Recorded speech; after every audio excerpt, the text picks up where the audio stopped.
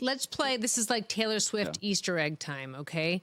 So give me some comps on Caleb Williams as we kind of like peruse ahead and think about your mock draft coming up. I'm going to want a couple Easter eggs in that as well, but let's start really quickly with a comp for Caleb. Yeah, for Caleb, coming out of college, to me, he's built like Russell, and he plays more similarly to Patrick, which is the best way that I can describe it. And I think one of the things with Caleb, first of all, Patrick then is not what Patrick is now. Like Patrick sat for a year under Andy Reid with Alex Smith, and he's blossomed into the best player maybe of all time. But he played on a team with a crappy defense at Texas Tech. Every game was a shootout, and he made some wow plays in every single game. And I don't think it's difficult for them to get their mind to the fact that that's what USC was the last 2 years. But they were more like Texas Tech, Patrick Mahomes level teams than they were like Matt Leinart USC teams. Mm-hmm. Yep. But, it's funny. He's not going to get that time to sit. I mean, we talk about this a lot. No. It's just that time to bake on the bench and learn from somebody in front of you. And by the way, excuse me one moment, the changes to the collective bargaining agreement had a big impact on that. And when the most recent collective bargaining agreement was initially put in, I was in the league, not with its revisions, but everyone looked around and said, the day and age where people can sit on the bench for a year and learn, as Patrick did under Alex Smith, is really gone. No question. The good news is, I think Caleb, in terms of, refinement, I think he's a little further along than Patrick was at that point in time. There's a reason why Patrick wasn't, the first quarterback and the first pick in that draft was because, there was the understanding there. We got to be patient. And obviously he went to the right place to maximize his incredible talents. Again, I don't know how you guys make these predictions because it makes no sense to me, and I can't wait to see your mock draft next Wednesday, and you're going to tell us everything about it right now.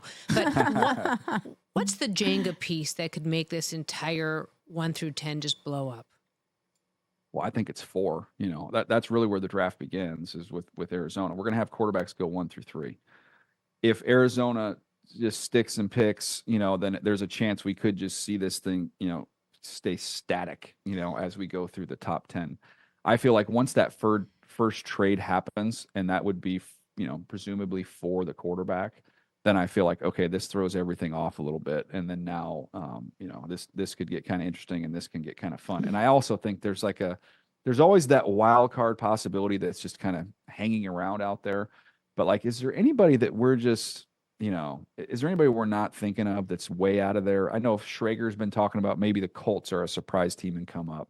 I was doing some stuff with Mina Kimes earlier today, and she was like, hey, Buffalo, who needs a receiver, are they going to make the Julio Jones type trade and come all the way up for one of those top 3 guys? Like, that's like then it's just like, and we're really off and running at that point in time. Suzy, you referenced Daniel's mock coming out next Wednesday, and I can't wait to see it. You're the one who last year nailed that Houston Texans move. Boy, you had that to the T, so that goes to my spy point.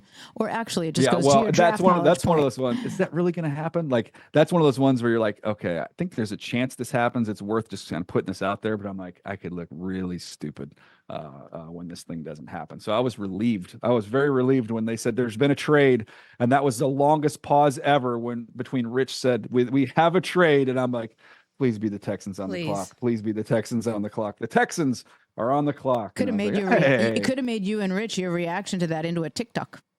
I'm sure they did. Oh, okay. What's your over under on the trades? Oh, I think the average is like 5 or 6. I think when you have this many quarterbacks, and I think that tends to stir that up a little bit. So, and I think we've got, in some ways, I think some of these younger general managers, it's kind of like how baseball has become a little more fun as some of these guys are really more willing to do stuff. And so I'm going to say I'll go over 6. I think we have a bunch. Check out new episodes of What the Football with Suzy Shuster and Amy Trask every Tuesday. Watch us on the Rich Eisen Show YouTube page, or follow and listen wherever you get your podcasts.